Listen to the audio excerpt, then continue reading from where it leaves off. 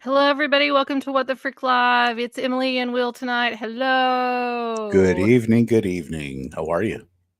I'm doing great. Happy Labor Day.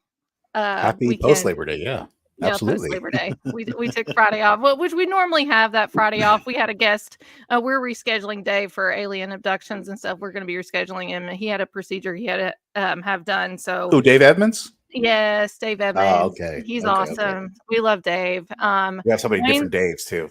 Yeah, we have a lot of Daves. Hello, Wayne. Yeah. Good to see you. Ronald's on tonight too. Hello, Ronald. Ronald. Good to see you too. Hi, troops. Yes. So, absolutely. And also, what happened over a couple weeks ago? Will, I feel so terrible.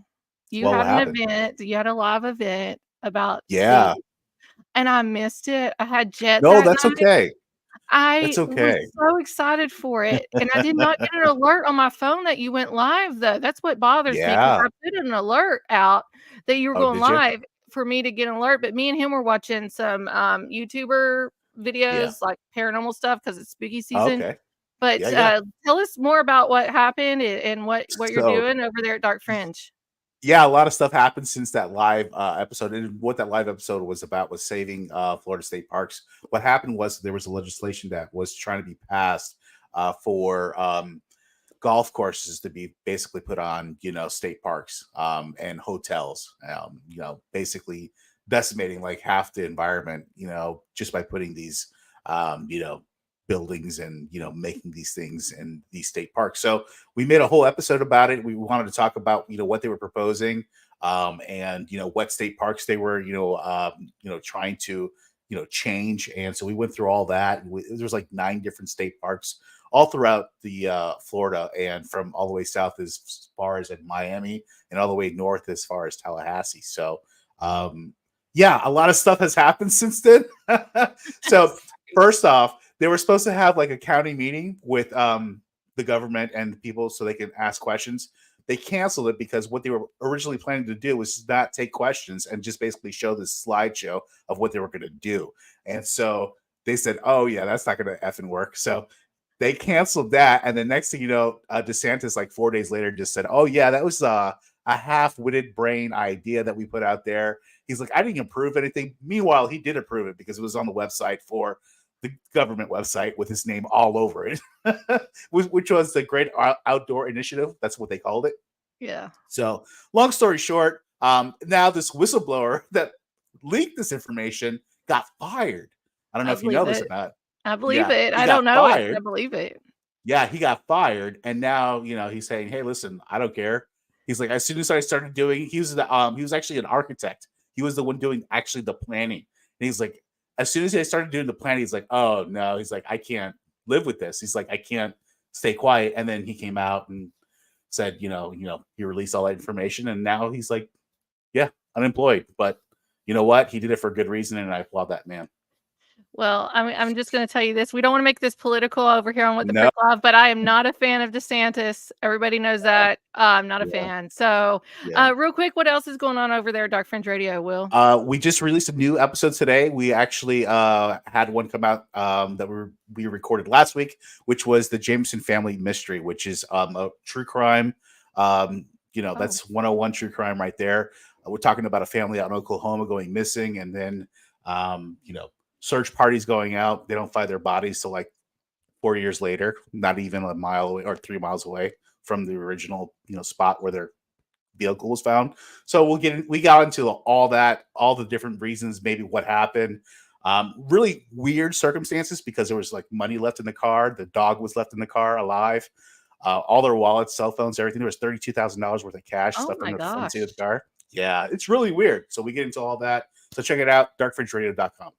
darkfringeradio.com. Also, we're streaming Yeah. live tonight on Facebook, YouTube, and Rumble. So please Mhm. share this out. We don't ask for anything here, just to share, like, heart, Yes. especially on Facebook. If you Share. heart us on Facebook, it keeps us in the algorithm and it posts us up Share. on the news feed there. But we appreciate all of our viewers and faithful followers over the several years. And by the way, Yes. I think it's official Friday Night Football. I had several viewers message me today, Emily, we're going to miss your show tonight because we're going to be at the football game. So it's okay. We expect that on Friday It's night at okay. 7 p.m. Yeah. Eastern Standard Time. I hope your team wins. But tonight we have an amazing guest on this evening. I'm very excited I came across him. He is Robert Sullivan IV, a best-selling author, historian, lawyer, and 32nd degree Freemason. Robert is an expert in mystical symbolism. I'm calling him an expert. I don't know if he calls himself an expert, but I'm calling him an expert. I say he is, yeah. I think so too. And he's here to take us on a mind-blowing journey into the hidden secrets of the Wizard of Oz. Robert also explores chilling theory, a curse possibly linked to Aleister Crowley, which we all know who Aleister is, intertwined with this iconic film. The curse, he believes, revolves around a mysterious sequence of numbers.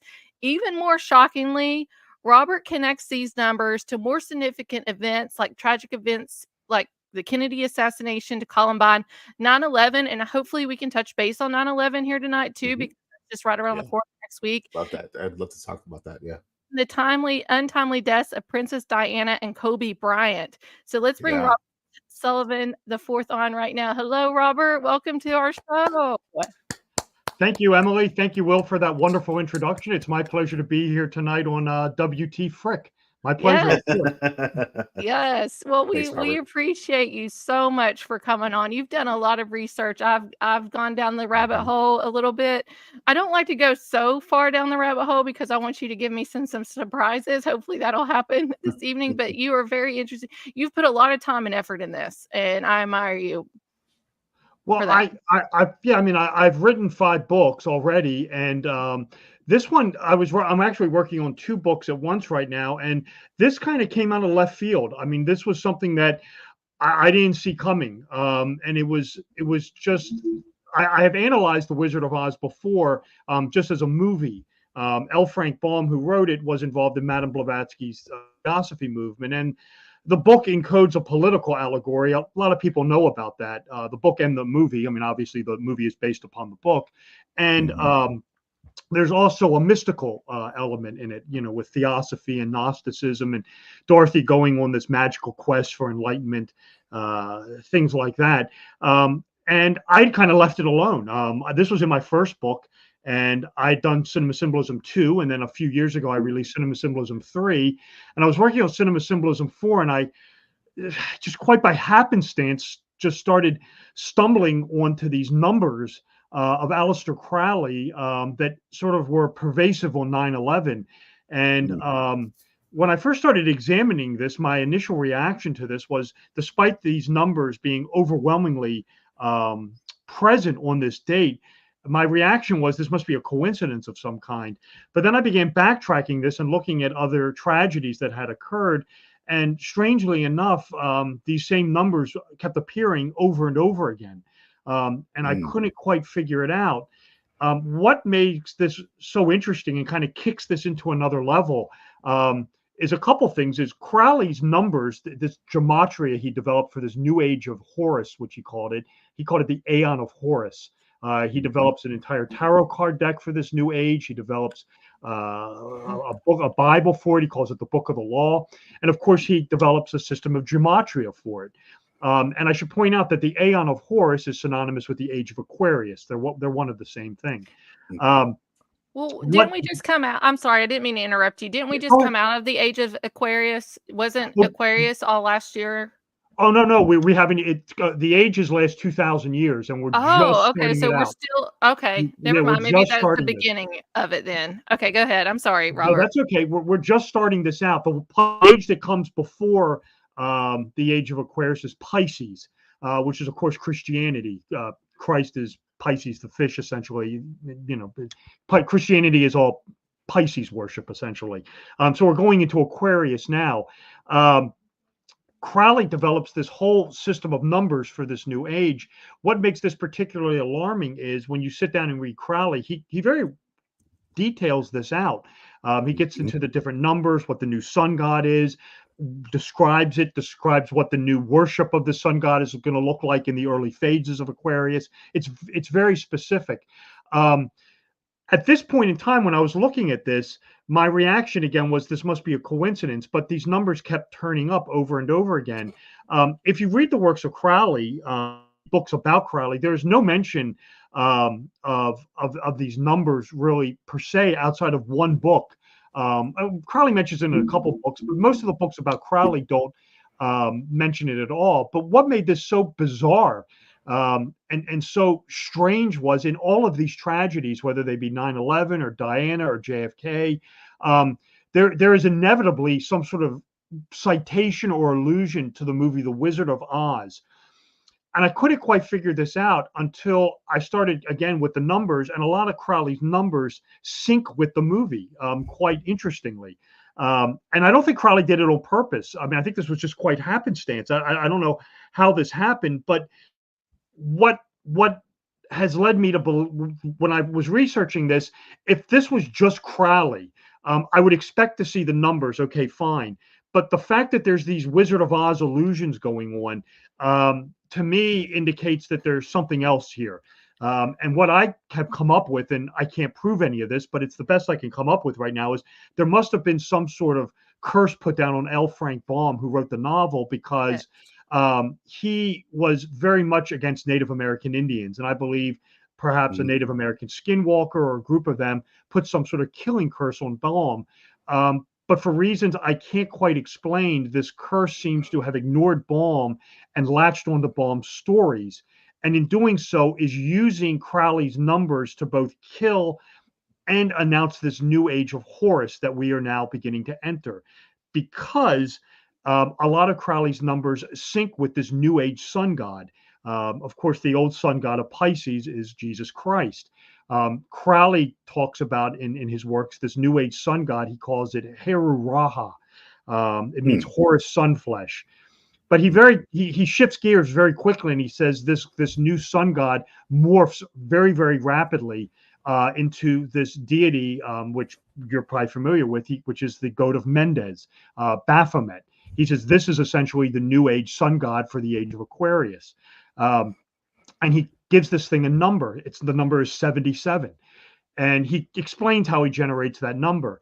And what makes this peculiar is he actually gives this new sun god a name. And the name he gives it, believe it or not, is Oz, O-Z. Well, I was going to say. Yeah, as in the Wizard of. And somehow or another, this shift from Pisces into Aquarius is this new sun god, I believe, is trying to identify itself, and in doing so is killing. And whenever you see these tragedies, whether they be 9/11 or JFK or whatever, Princess Diana, you will inevitably see these Crowleyan numbers, whether it be 77. You'll find the number 93 all over the place, which is do what thou wilt shall be the whole of the law. You'll find the number 333, which is a demon known as Corazon, who is in league with this as well. And by the way, that's my parking space number at work, by the way. What? What's your parking space 333. Yeah. Yeah. What about 313? Is 313? No, it's 333. I swear. I'll send you a picture tomorrow. We'll talk about 313 in a little bit. I'm so That's sorry. so interesting. I think this is great. Robert, yeah, go ahead. Go ahead. I'm so sorry. This is very interesting. One of the key numbers in all of this, and this is sort of the kill number according to Crowley, is this thing can't kill people unless this one number is present, and the number is the number 42. And if that number is not there, this is not it, because Crowley specifically says this is your headshot. I mean, this is your kill number. And whenever this thing strikes, that number will always turn up.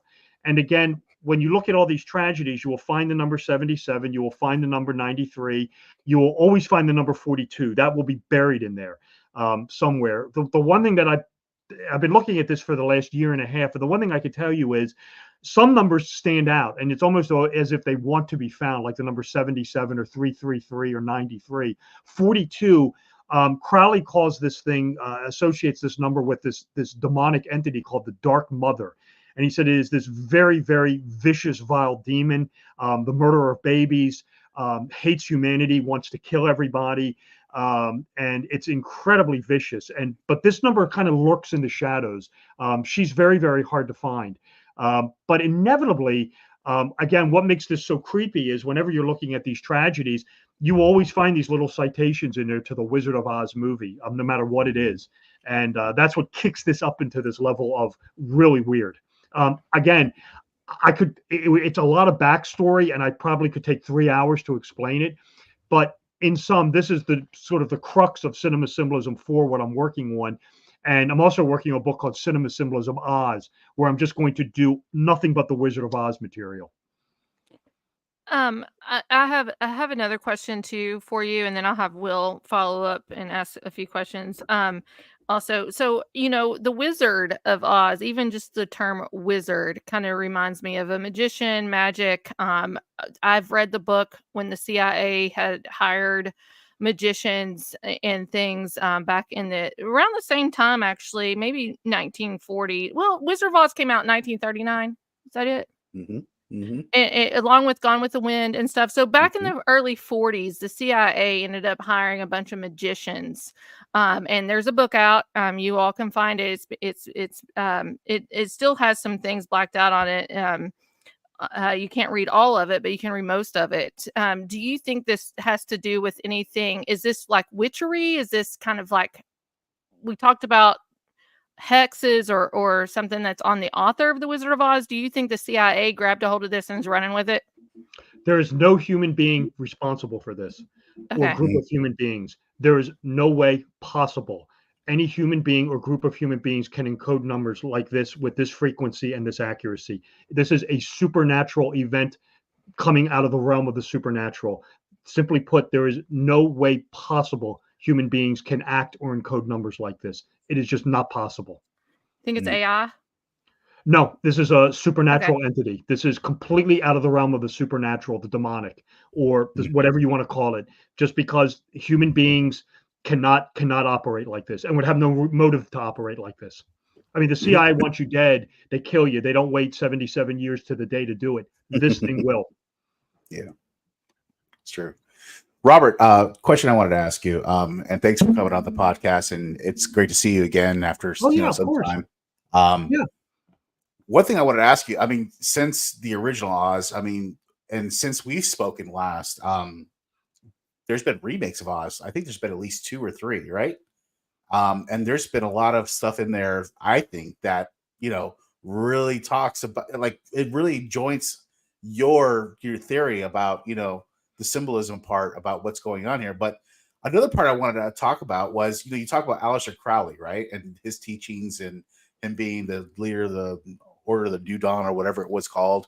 One thing I found very interesting as far as movies and cinema is concerned is that there was a movie called Red Dragon. It was, I'm not sure if you're familiar with it, but it was a prequel to Silence of the Lambs.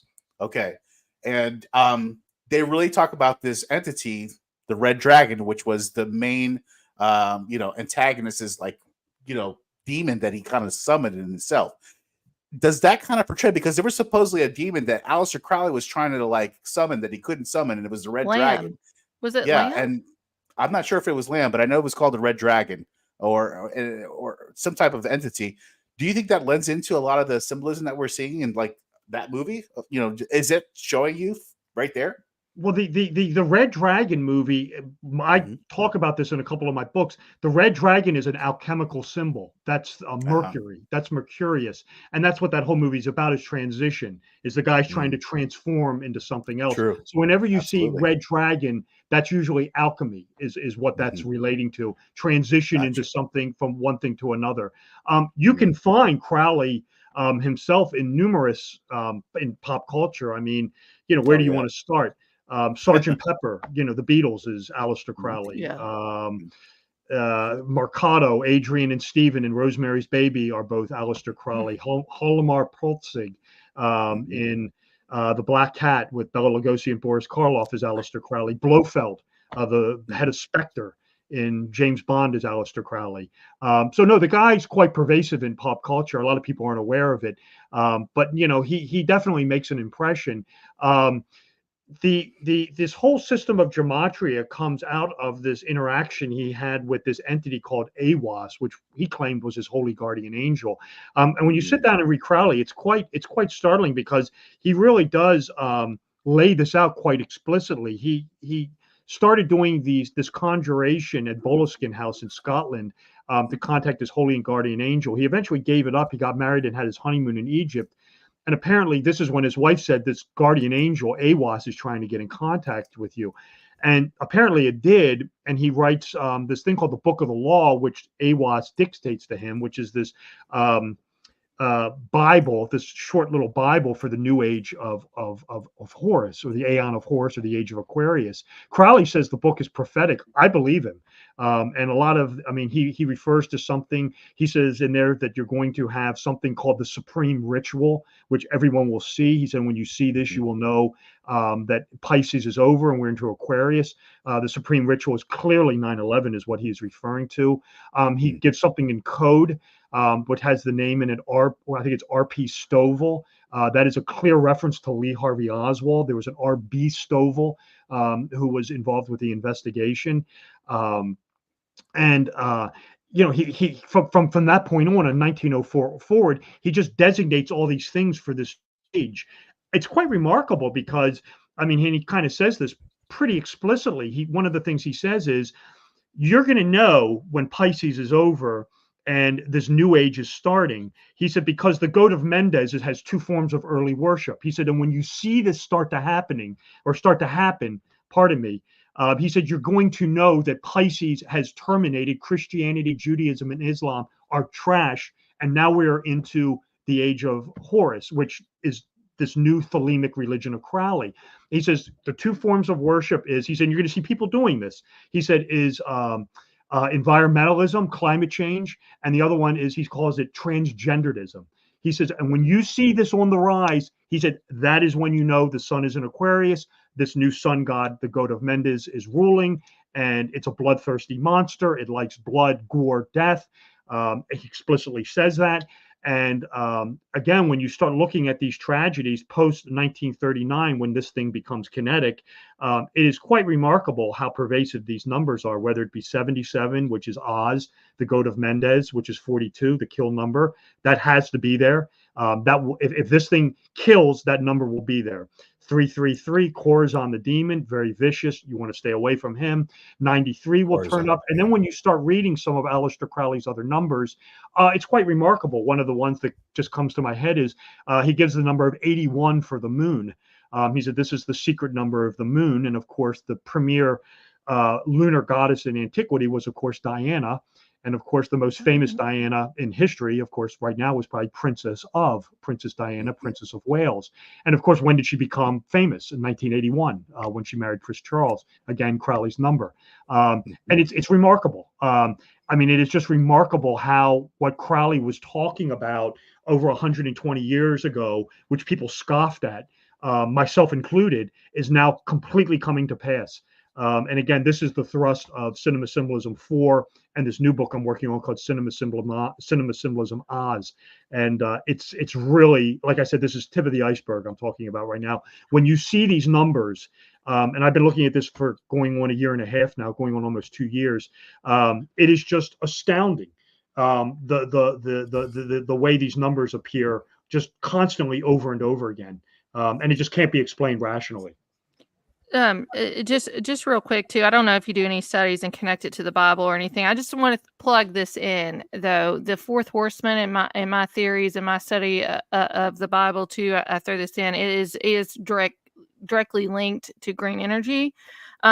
Season kouros is the Greek term for that, and it's used twice, and both times it's used in the book of Revelations. But real quick, Robert, speaking of mystical symbols and the Wizard of Oz, and we've talked about Oz and things connected and how it connects to every like major event that's kind of happened in our modern history now. And I say modern back to where I was born in 1981. Can you walk us through some of the most prominent symbols that viewers may have missed if they do watch The Wizard of Oz? Like, what should we look for in The Wizard of Oz if we go back and watch it now? Because it didn't become prominent until like the 1950s, right? I think it was. Right. Well, the movie was a bit of a box office disappointment when it opened, and as you completely said, I think we were talking about this before the show. I mean, the movie was marred with tragedy. This curse doesn't become kinetic until 1939, until this movie is made. I can find no evidence of this thing prior to 1939. So it's 1939, which is when this thing kicks off. And of course, if you read Crowley's Gematria, he gets into numbers. And what he does is he takes a lot of the numbers from the Bible and he reverses them naturally, because we're going into Aquarius now. And one of the numbers, I mean, he gets into 77, which is the goat of Mendes. 777 is thorough evilness. He said that is the satanic forces of the Kabbalah marshaled. 7 is completely evil. And of course, when The Wizard of Oz opens on August 25th, 1939, what happens 7 days later? World War II breaks out. And what car did Adolf Hitler parade around? Of course, the Mercedes 770. Of course. I mean, naturally. If you want to watch the Wizard of Oz movie, you're not going to see any of this. These numbers don't appear. I mean, now the numbers do appear when you're looking at the Wizard of Oz from a production standpoint. But if you just want to break down the symbolism of the movie, this is something I took on in my very first book. So on its surface, The Wizard of Oz is just a story about this little girl who has this magical adventure, goes to this magical land, this esoteric, land with very foreboding, kind of dark, has this adventure with these 3 companions. And ultimately she has what you call the Gnostic epiphany. This is the journey of self-revelation, where she comes to know herself, which for her is there's no place like home. If you want to break down the book and the story on an esoteric level, and again, we are dealing with elements of the Campbell monomyth here. There's 2 layers of it. I mean, this doesn't have anything to do with Crowley. This is just in the movie. Of course, you have the political allegory, where clearly the Wizard of Oz is William McKinley. The Yellow Brick Road is the gold standard, which leads to paper money, which of course McKinley supported. This is why it's the Emerald City. Paper money is green. The Scarecrow is the American farmer. The Tin Man is the American laborer. The Cowardly Lion was McKinley's 2 political opponents, Eugene Debs, the socialist, and Williams Bryan Jennings. Both of them all bark, no bite. McKinley defeated them both times, no problem. So you have and then you have Toto the dog. Williams Jennings Bryant was a teetotaler. This is where the name Toto comes from. So this is wow, I didn't know that. Okay, go ahead. I'm sorry. So this is just some of the political allegories. Then you get into the Gnostic allegories, or the Kabbalistic allegories, where Dorothy is walking the golden path of religion, which according to Blavatsky leads to the false messiah, which is of course the Wizard of Oz, the demiurgic creator, who is a fraud, the man behind the curtain, isn't what he seems to be. Madame Blavatsky said, in order to have a journey of enlightenment, you have to have intelligence, fortitude, and courage. This is why Dorothy is joined by the Scarecrow, who needs a brain, the Tin Man, who's looking for a heart, fortitude, and of course the Lion, who needs to find bravery. This is all coming out of the world of Madame Blavatsky's Theosophy movement. So again, if you and then at the end, Dorothy Gale has the epiphany, the Gnostic revelation that she comes to know herself. There's no place like home. And of course, that's exactly what happens. She gets to go home. If you pay attention to it, Glinda the Good Witch, of course, has the wand with the pentagram on it with the 1 point up. That's white magic. If the 2 points are up, it's black magic. Hers is 1 point up. So again, we have a lot of the esoteric illusions going on. If you're not going to see any of the killing curse in the movie. Not really. I mean, unless you start breaking it down, like for example, right. The movie started filming. The movie started filming in mid-October. I have the dates here. I just can't remember off the top of my head. The movie started filming mid-October and finished filming in mid-March. And if you do the math, which I've done, it's 154 days. 154 days is 77 times 2, of course, which is 42% of the solar year, naturally. The movie itself is marred with tragedy, as we were talking about. I mean, Judy Garland's life was ruined. Buddy Ebsen, who was the original Tin Man, had aluminum powder get into his lungs, which almost killed him. Interestingly enough, aluminum powder was what they found in Terry Nichols' home. He was one of the Oklahoma City bombers, and this is what got him nabbed. Is they found aluminum powder in his home. And if you don't know this, this is very interesting. Aluminum powder was used to bring down the Murrah building in Oklahoma City, because aluminum powder will increase an explosion by exactly 77%. So this is what did it. Almost killed Buddy Ebsen, and this is what nabbed Terry Nichols years later with the Murrah building. And by the way, Timothy McVeigh, when he was escaping, if he blew up the building, he was arrested exactly 77 minutes after the building exploded, driving a 77 Ford Mercury. So again, we know who's behind all this. I mean, Crowley and the goat pulling the string. Afterlife. The production code number of The Wizard of Oz, believe it or not, is 1060. And if you want to fast forward to 9/11, the emergency all hands on unit emergency call for the New York Police Department is 1060. Essentially, on the morning of 9/11, when 1060 is going out on all the police band radios, they're literally saying to each other, "The Wizard of Oz, the Wizard of Oz." Same thing. I mean, this is, again, tip of the iceberg material, but fascinating nonetheless. And again, you were correct. The Wizard of Oz movie is marred with tragedy. Margaret Hamilton, who played the witch, was badly burned. Her stunt double, Betty Danko, was badly burned. Buddy Ebsen nearly died. It ruined Judy Garland. So yeah, the whole movie is marred with tragedy from the get-go. And if you move forward, again, you're going to see, whether it be Princess Diana or JFK, you're going to see these numbers turning up, these Crowleyan numbers, and then inevitably you are going to see these little Wizard of Oz illusions that when you see them and you look at them and you research them like I've been doing, I just can't describe the creepy factor that, it's just as shivers down your spine, when you're looking at all this death and blood and gore and sadness and tragedy, whether it be Columbine and or Kennedy or Diana. I mean, and you always find this little Wizard of Oz illusion in there somewhere. Very macabre, to say the least. Robert, do you think it's done on purpose as far as them putting this symbolism in these movies? I mean, because it seems like it at this point. I mean, it couldn't be just by coincidence. It seems to be way more than just that. Well, it's not.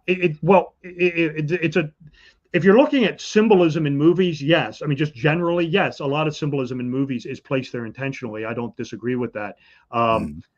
When you're dealing with these Wizard of Oz numbers, though, again, I am convinced, just because of the frequency and magnitude and how they turn up, that this is a supernatural event. When you get into symbolism in movies, depending on what you're talking about, yeah, I mean, I believe a lot of times, absolutely, they are 100% put there intentionally. Whether it be Kubrick with The Shining or his films or Don't Look Now. Yeah, I mean, I agree with you. Or Aronofsky or Ari Aster. Yeah, I mean, I believe the symbolism is intentional most of the time. Exceptions to every rule. But again, when you're dealing with these Crowleyan numbers and the Wizard of Oz and these tragedies, that I believe this is a supernatural happening. I just can't explain it any other way. Yeah, it's so interesting that, you connect, Crowley with, Baphomet, of course. That's what, at the end of the day, what it is, the entity. We start to see a lot of this, not only in movies, but like this. There's just like this thing in music now too, where they're like, it's right in front of your face. They're definitely worshiping Baphomet at this point. What's your take on all that? I mean, I know you're more, directed towards the Semina side, but I'm sure you've probably seen it in music as well. Right. So it's one of these things where the best way for me to describe it is it kind of well, it doesn't kind of, it makes sense from what Crowley's saying, is because Mhm. if you look at Baphomet or the goat of Mendes, it's an androgynous god. So this idea of transgenderism doesn't surprise me. And then he gets into environmentalism or climate change activism. And again, he specifically says this. I mean, it's not ambiguous at all. And Mhm. it's, again, astounding that he was tipped off to this 120 years ago, and people used to scoff at it, myself included. But again, everything this guy Crowley, Aleister Crowley, was saying 120 years ago is literally now coming to pass. And again, if you read his gematria, some of the numbers he gives are just mind blowing. I mean, it just defies any sort of rational explanation. I mean, and again, yeah, I mean, you'll find it in music. You'll find it in all hosts of media. Mhm. Like I said, and right now, it's just, for me, the one thing that I'm really examining is just, whenever a tragedy happens now. I mean, it's like the first thing I look for is, okay, where's the number 77? Where's the number Mhm. 42? Inevitably, they will be there. And there will always be some sort of like little Wizard of Oz illusion, buried in there somewhere. Mhm. And again, if it's not it, you won't find this stuff. It's that simple. Wow. Do you know why that these numbers are significant, like 77? Because in different viewpoints, 7 is a very good number, in other viewpoints and stuff. Why did they pick these numbers? Do you know anything about that? Sure. Well, Crowley says once the age of Pisces is over, he said then we're into Aquarius. He said, remember, at this point in time, Christianity, Judaism, and Islam are terminated. He said they no longer exist. They are hollow shells, have absolutely no meaning. So what he does is he takes the numbers that were holy, 7, which is a holy number in the Bible, of course, the 70s, and he reverses them. And he says now these numbers are thoroughly evil. And that's his motivation for this. And again, this is what he was getting from this entity AWAS. And again, that people scoffed at, but now, it's all coming to pass. So that's where he's getting this from. He takes everything that was holy before and turns it on its head, and now it's no good, it's unholy. So if you're interested in reading this, I mean, the book I would direct anyone to. It's 777 and other Kabbalistic writings of Aleister Crowley. He gives his entire system of gematria, his numbers, what they mean, their significance, and when you start looking at these tragedies again, it's just absolutely astounding how they tie into this. Well, I'm interested because, if you look at the Aquarius card or the spirit of Aquarius, it has it's a person, a man, I think it is, or a woman. It could be a woman pouring out bowls, like it has a water and it's pouring out. So in the book of Revelations, we have 7 bowls that are being poured out onto earth. And if we're in the age of Aquarius and the number 7, like this is where my mind's going, which I didn't think that this would go there tonight at all. But I think that there could be some correlation into this because, if we're fighting a spiritual battle, there's always an enemy. Not saying what I believe is correct at all means, but I'm putting good versus evil in this if we're talking about Aleister Crowley, because a lot of people believe Aleister Crowley is like is absolutely evil, satanic, Luciferian, you name it, tied to him. So I'm coming at it from an opposite point of view. Right. I mean, what Crowley said is that, it has to do with the precession of the equinoxes. And once Pisces is ended, everything that's associated with it kind of goes away. Now, it Right. does take time for it to happen. And again, essentially, the one thing that all of these esoteric authors, and guys who are into this all say is just because the sun leaves one house, goes into another, it doesn't extinguish any old age religions. But no, Crowley makes no bones about this, that a lot of authors do, that the age of Aquarius is a very dark age. Okay. It's very, you're going to see the rise of totalitarianism, censorship. Mm-hmm. These are all the hallmarks of Aquarius: transgenderism and climate change activism. These are all the signs of this new age coming into fruition. And again, Crowley just talks about it. And again, when you look at these numbers that he pins down, yeah, I mean, it's just astounding to me. And it becomes clear to me. It became clear to me, at any rate, that there was no question this wasn't happening. Mm-hmm. Mm-hmm. Robert, one thing I wanted to ask you is, we talk about the whole connection with Aleister Crowley and this gematria that he's put together. It's so fascinating because, as you say, you find it in so many different examples throughout cinema. But are there other examples besides numbers that you can see, like maybe fingerprints of Aleister Crowley in other films of that nature? Well, like with Crowley, I mean, you can see again, you can see him and with characters that are clearly based upon him. Mm-hmm. Like Blofeld in the James Bond movies, uh, the Stephen Mercado in Rosemary's Baby is clearly meant to be Crowley. Oh, the guy in Devil Rides Out, Mokata, Mm-hmm. that's Charles Gray. That's clearly meant to be Crowley. So no, I mean, yeah, you can find Crowley analogs or counterparts in film. They're not too hard to find. Some are a little well hidden. A lot of people aren't aware that Fleming based his stories. But the Fleming James Bond stories are very Right. esoteric. John D. 007 is of course James Bond. Blofeld and Le Chiffre in Casino Royale was also based on Crowley. So in that hand, and you can clearly see Crowley turning up in pop culture. I mean, again, you want to look at the Beatles. Sergeant Pepper is Aleister Crowley. Crowley dies in 1947, right as rock and roll is beginning.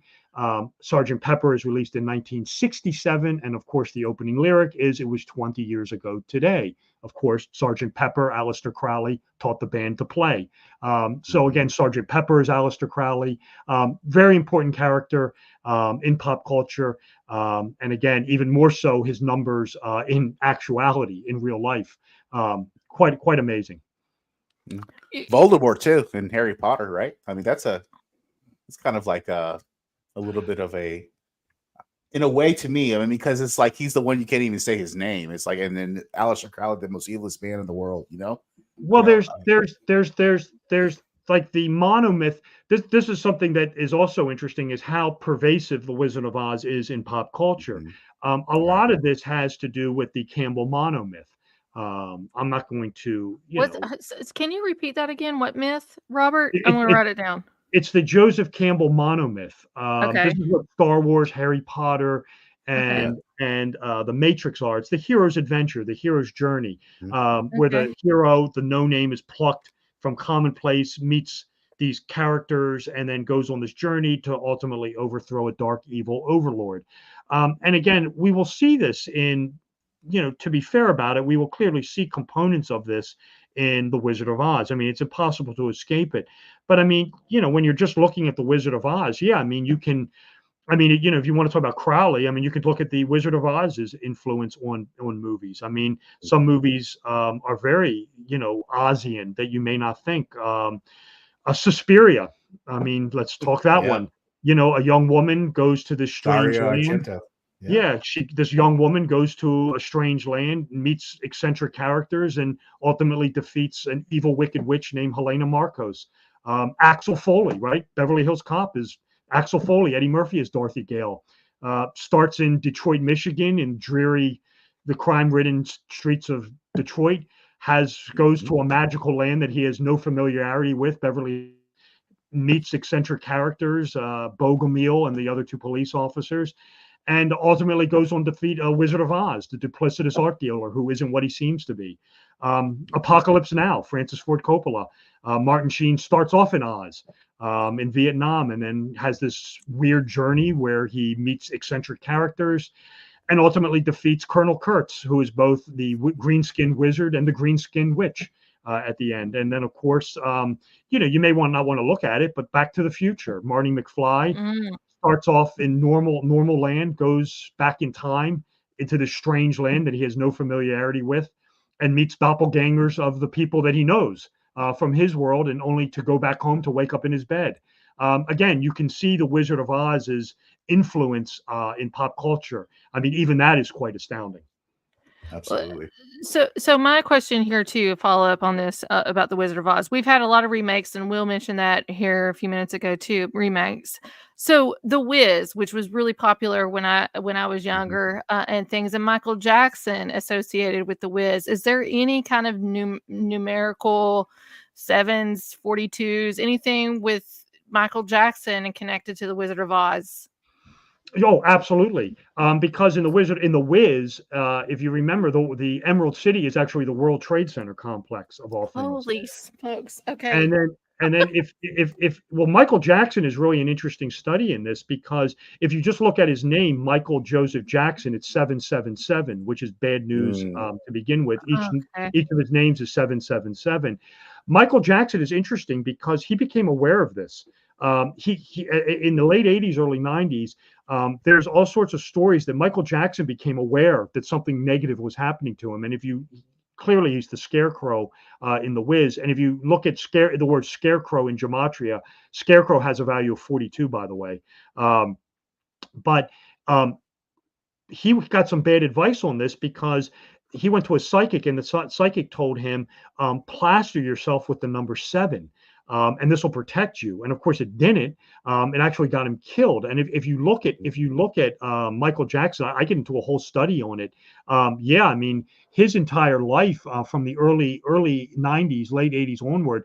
I mean, if you look at his albums, and I mean, he wears 777 on the armband.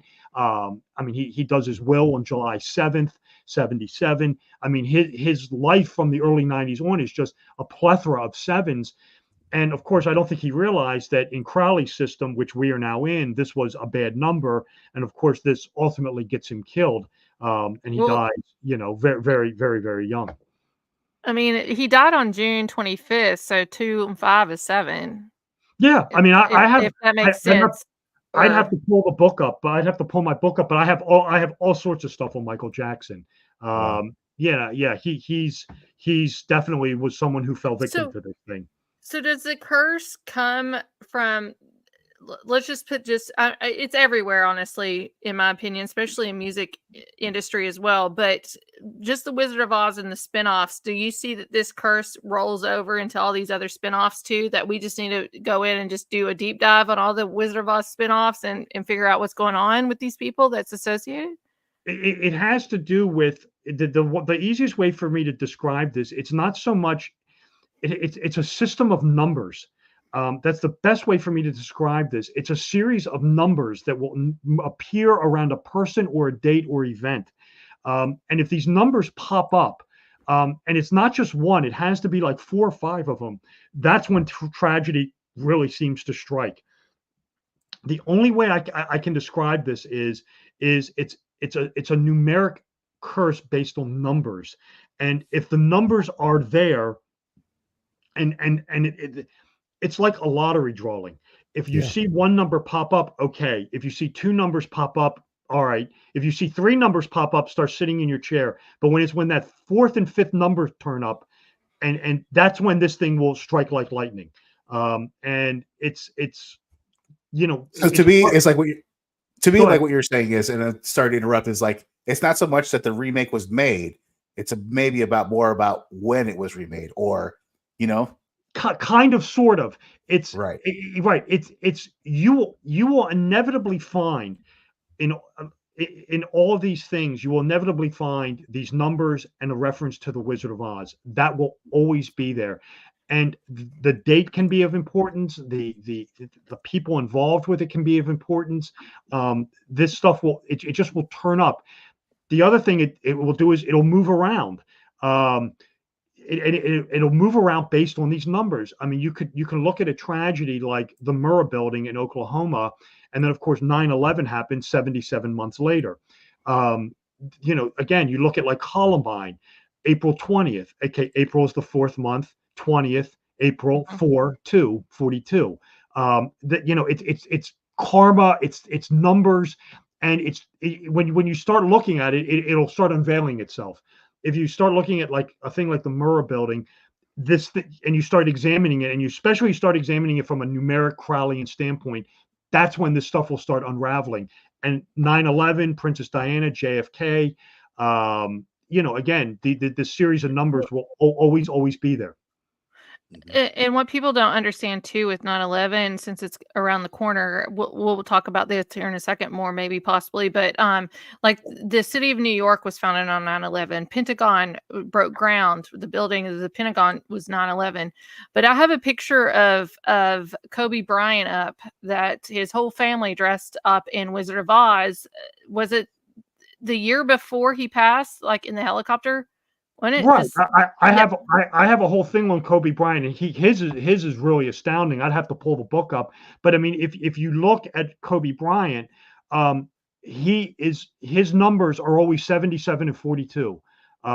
If you look at his trading cards and you look at the scores in high school and this, that, and the other, the number 77 and 42 are surround him all over the place.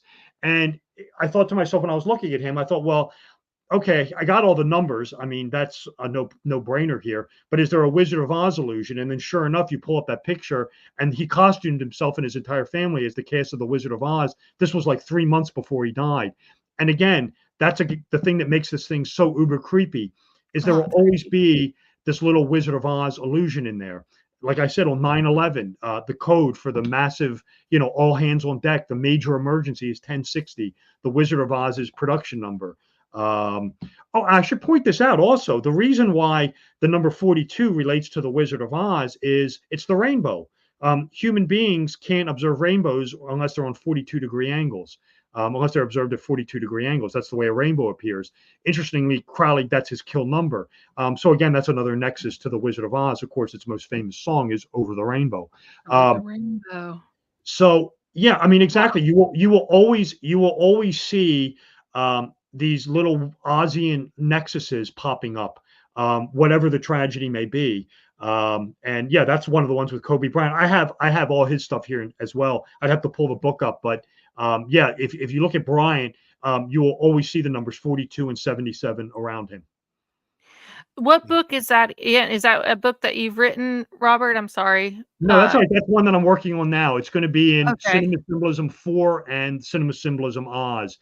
In Cinema Symbolism 4, this is the one where I'm sort of opening the box on this Wizard of Oz death curse.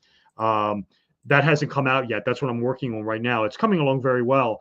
And then I have Cinema Symbolism Oz I'm working on, which is just going to be everything related to the Wizard of Oz, whether it be Pink Floyd's Dark Side of the Moon, which is 42 minutes long, by the way, or the Aleister Crowley Death Curse, the Gnostic, Kabbalistic allegories in the Wizard of Oz, or the political allegories. That's all going to be in Cinema Symbolism Oz.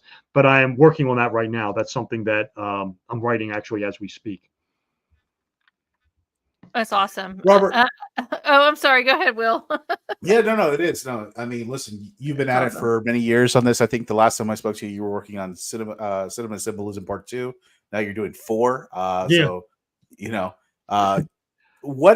have you ever thought about looking outside the spectrum of, the Oz sequence? Is, especially like, a lot of the symbolism now that you see are different. There's a lot of different things, There's, the Jesus Christ symbolism that you see a lot in a lot of movies, Lion, Witch, and the Wardrobe and things of that nature. Yeah, I mean, are those things that you also touch on also?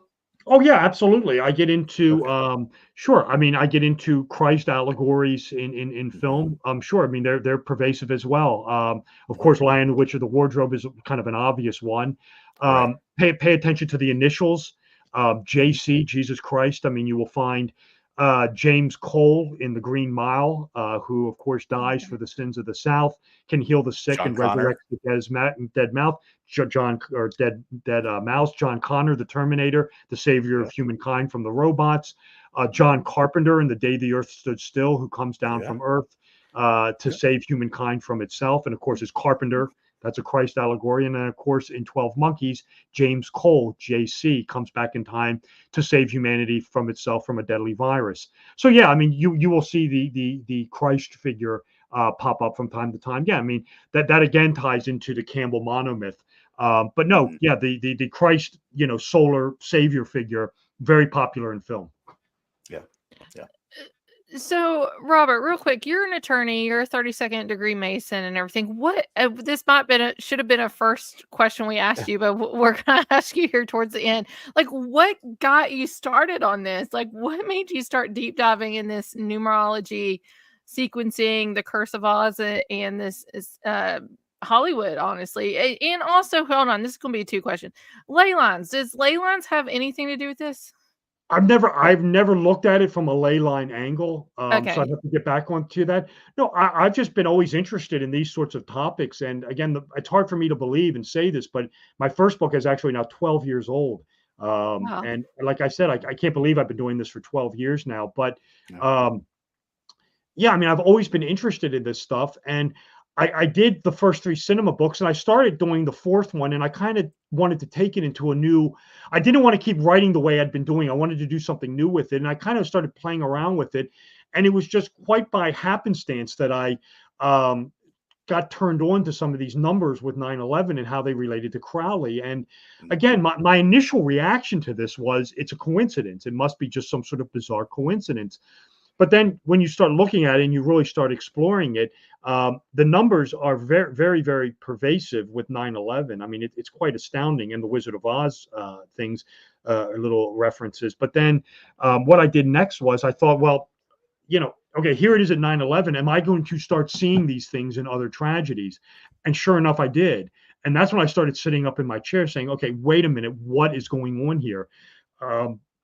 Because there's clearly something going on that defies any sort of rational explanation. And again, if you read Crowley, it is clear that what he talked about with this solar changeover from Pisces to Aquarius, the Aeon of Horus, I mean, the precession of the equinoxes is an astronomical event. That's not a coincidence. I mean, this happens.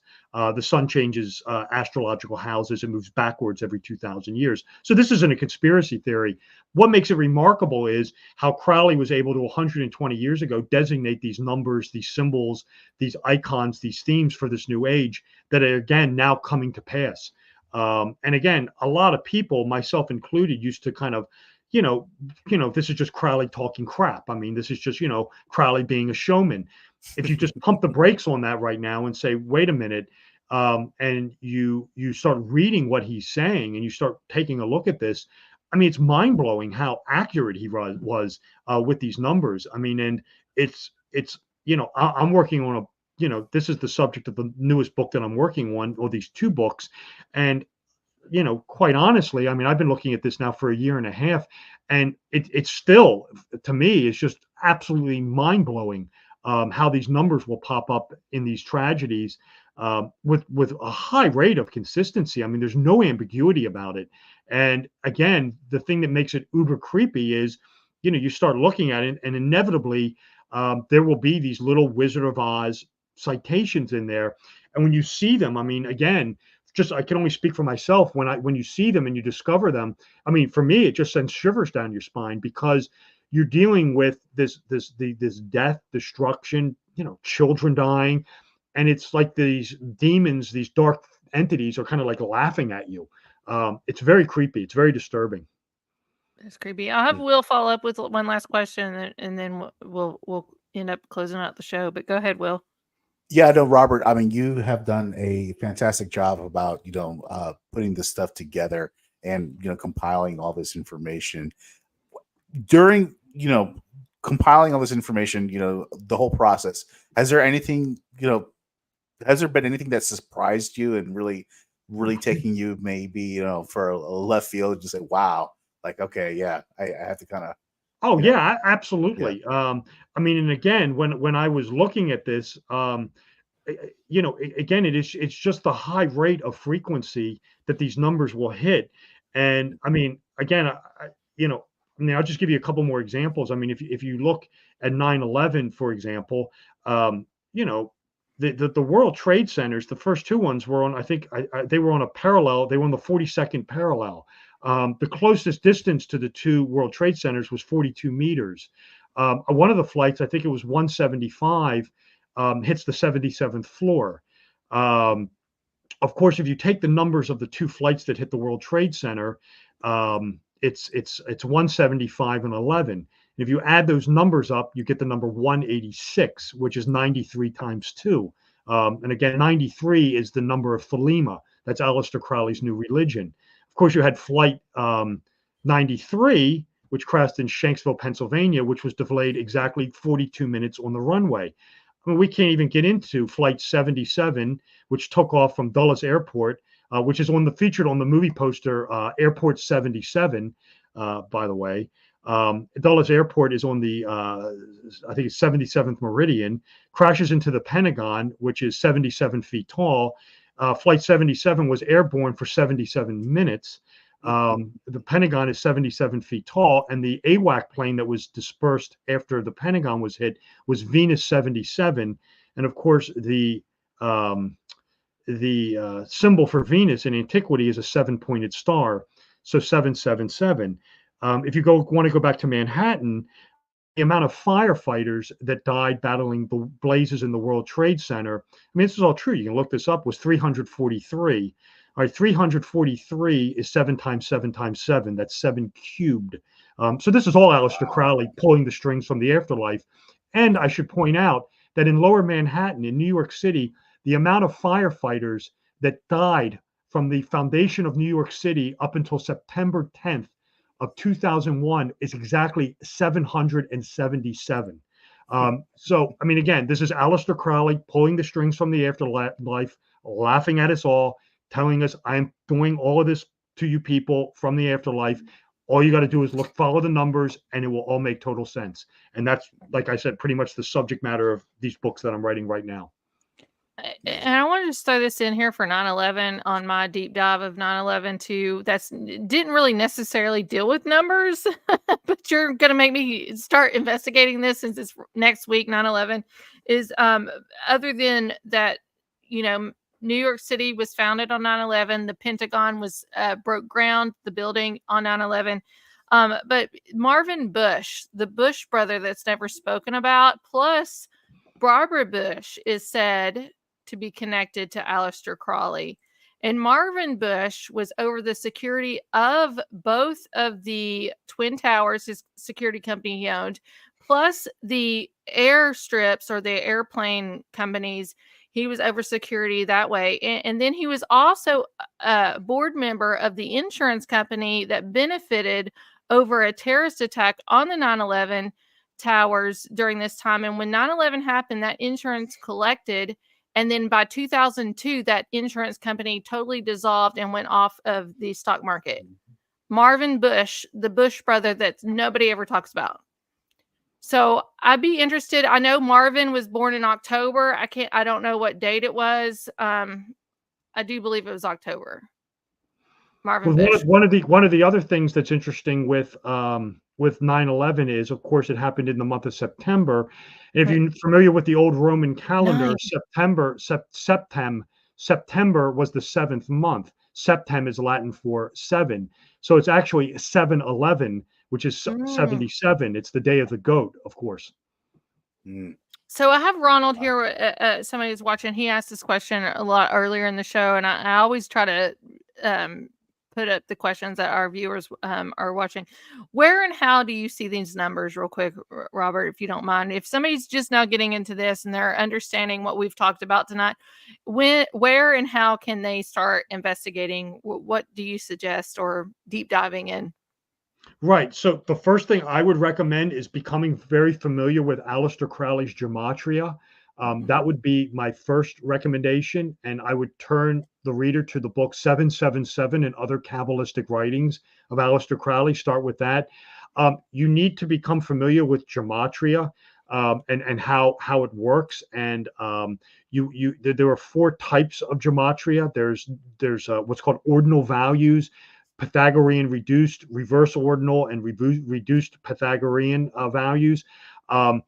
You want to start familiarizing yourself with how to encode and there's computer programs that will do this, take names of things and give you a numeric value of them.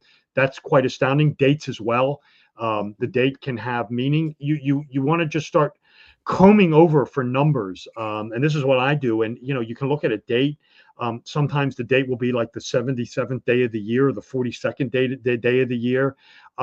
Take a look at the time of the event, the amount of the time the event lasted. Columbine is a great example of this. Columbine, the shooting of Klebold and Harris lasted 49 minutes. And of course, 49 is 7 squared, which is 7 times 7.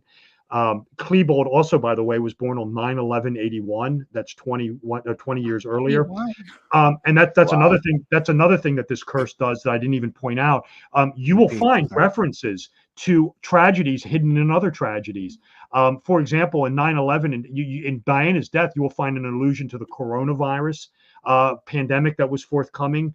You will find allusions to the Kennedy assassination. You will find this thing overlaps where it'll cite one thing in another tragedy and reference another tragedy in something else. That's something interesting to take a look at. But yeah, I mean, and then you want to take a look at, go watch The Wizard of Oz and become familiar with the iconography of it. Because inevitably, if you're going to look at these tragedies, you will always find an allusion to The Wizard of Oz. I mean, you can take a look at, for example, like the Kennedy assassination, John F. Kennedy. I mean, who killed John F. Kennedy, right? The Wizard of Oz himself, Lee Harvey Oswald. Oswald, I'll say that name again. You don't think he's a patsy? Of course, he's the goat of Mendes, the scapegoat, right? Oswald. There's a scapegoat. There's always a scapegoat. There's always a scapegoat. The goat of Mendes. The driver. Right. I mean, Lee Harvey Oswald is the goat of Mendes, Oswald. And I mean, who kills Lee Harvey Oswald? O.Z. Wald. Oh, right. Sorry. This is just hitting me. Right. He's the goat. And he's the goat. He's the scapegoat. Who kills Lee Harvey Oswald? The Ruby Slippers. Ruby Slippers. Right.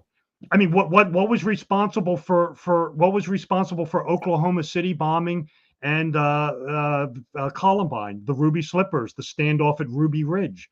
Again, you will find this in all these tragedies. Mm-hmm. Holy smokes! I'm just not in this part. Robert, you just blew her mind. I'll go even deeper than that. I mean, we were talking about off camera with the Kennedys. I mean, this is the Wizard of Oz curse. I mean, Kennedy is killed from a 7-story building from 3 shots that approximately come 7 seconds apart as he approaches Route 77. Robert Kennedy is 42 years old and is killed in the Ambassador Hotel, which is where the Wizard of Oz in 1940 lost to Gone with the Wind for Best Oscar. Teddy Kennedy, it dies on August 25th, 2009, which is the 70th anniversary of The Wizard of Oz's theatrical release. At what age? Of course, 77. 77. What about John F. Kennedy? Hold on. I don't want to go completely over on this, but JFK Jr. or didn't they have a brother, Robert? Because we have a lot of Robert F. Kennedy Jr. stuff happening right now where he has come out and pretty much has endorsed Trump. And I don't want to get too political on What the Frick Live, but we have this Kennedy curse that's happening. But didn't Robert also have a brother, Michael, that was playing football, or they were doing something, or in the slopes, or he was skiing and hit a tree or something? He died too. Robert F. Kennedy Jr.'s brother, Michael. I'd have to go look that one up, but JFK Jr. dies on Michael 7 letters. Right. Well, John F. Kennedy Jr. dies on July 16th. July 7th month, 6 + 1 is 7, 77 again. And July 16th, 1999 is the same date Eyes Wide Shut was released by Kubrick, which is about going over the rainbow, if you remember, or under the rainbow. Well, I'm going to tell you this. I'm probably going to have you back on in November. We're going to talk all about the Kennedys and the association with Kubrick and all this other stuff. Robert, thank you. This has been a great show. You have done tons of research. For the people that listen via podcast, can you tell everybody where they can find you really quick if they want to? I'm going to be buying some of your books too, by the way. I'm buying Amazon.com. Yes. Amazon.com. Look up Robert Sullivan. But Robert, if you don't mind, tell people listen via podcast where they can find you. Well, for starters, thank you, Emily. Thank you, Will, for having me on WTFrick. It was my pleasure to be here tonight. If you're interested in what I was talking about, the easiest way to find me is go to my website. It's robertwsullivan4.com. I had to change it about 5 months ago just for billing purposes. So it's www.robertwsullivan4.com. My name is Robert W. Sullivan IV. So it's essentially my name. The same thing. From there, there's links to buy the book. You can watch other podcasts and shows I've been on. Information about me. Again, it's a very easy site to navigate. All the books are available on all the major online retail sellers, Barnes & Noble, Amazon, of course, Books A Million. Again, the site is www.robertwsullivan4.com. I do not have any social media accounts. Just go to the website and anything you want is going to be there. Links to buy the books. Emily, I would be more than happy to come on with you again. And I know, Will, I haven't been on with you in 5 years. If you want to do a show with me. Oh, yeah, we got to definitely do that. Yeah, absolutely. It's been too long. Yeah, just reach out to me. And we'll book something in, October or November. But again, thank you for having me on. It was my pleasure to be here. And I look very much forward to returning. Thank you. Yes, awesome. I will be in touch. We'll be having you on in the near future again. Thank you, Robert, for all that you do. I'm going to be getting your books this evening too. I'll be ordering them on Amazon. Thank you so much. We'll let you go. We'll close out the show. We'll see you again shortly in the next couple months. So thank you so much. Have a great weekend. Thank you, guys. Have a good weekend. I'll see you next time. All right. There we go. Robert Sullivan IV. Like, that was awesome. That was a great interview. I'm telling you, the guy knows his stuff. He does. And he's an attorney too, so I know he knows his stuff. So he knows his stuff. Yeah, you have to be attention to detail when you're an attorney. So, You do, and you deep dive and you investigate a whole lot. So I am very impressed with his background and his research, and I will be ordering some of his books this weekend, definitely. So hopefully, maybe next time. I plan on asking him coming back in November because I haven't fully booked out November, and that's Kennedy's month where he was assassinated. So yeah, that's true. So we'll see if we can get Robert back on in November. But thank you everybody for tuning in. Next week we have, which I've always said, that I'm going to start implementing these TikTok influencers and stuff onto What the Frick Live, because it's gone to another level with people. But we are going to have Kevin Watson on next week. He has a really great following on TikTok, and he is a podcaster. He actually has his own company that helps podcasting and social media marketing, but he deep dives into The Shining. I might end up showing up next week as Wendy. Oh Lord, let's see. I might be dressing up again as Wendy. I'm going to bring it in because Hey, get the dust off that old that's my favorite scary story. I know it is. Well, listen, it's my favorite scary movie of all time. And I would like to do just a quick thing about Oz, real quick. I've never seen The Wizard of Oz all the way through because I hate that movie. It scared me as a kid. Why? It scared me as a kid. Never liked it. Just didn't click with you? No, I don't like it. The Munchkins. Munchkins, wasn't it? Maybe it was that or the Flying Monkeys. I don't know what it was, but it is. I don't like it. Yeah, well, what they said with the Wicked Witch, Margaret, whatever. I can't remember her name. I hate to say that, but the Wicked Witch, they cut out a lot of her scenes because they said it was too scary for children anyway. But the scenes that they put in there, I can see from a child's point of view. I didn't watch The Wizard of Oz until I was a teenager. It didn't scare me, but if I was a child, yeah, it would scare me. But The Shining, Stephen King. I read the book when I was younger. I've been to the Stanley Hotel, which she stayed like 4 times. I've been to the Stanley. Shelley Duvall, that just passed away. Did you ever watch Dr. Sleep? Yes. Ooh. I love it. I have it. I love that movie. That movie is so That's Stephen King's son that wrote that book. I know, Joe Hill. Yeah. I know. We should have a watch party for The Shining and Dr. Sleep in October. That woman is so freaking creepy in that movie. You know what I'm talking about? Yes. And that scene at the beach. Oh my God, what they did. Holy shit. All of them are Dr. Sleep. Yeah, that scene right there, I was like, whoa. Well, I was always like, whatever. The sequels are like way worse than the original. No, this one not with Dr. Sleep. They did it good. They did it good.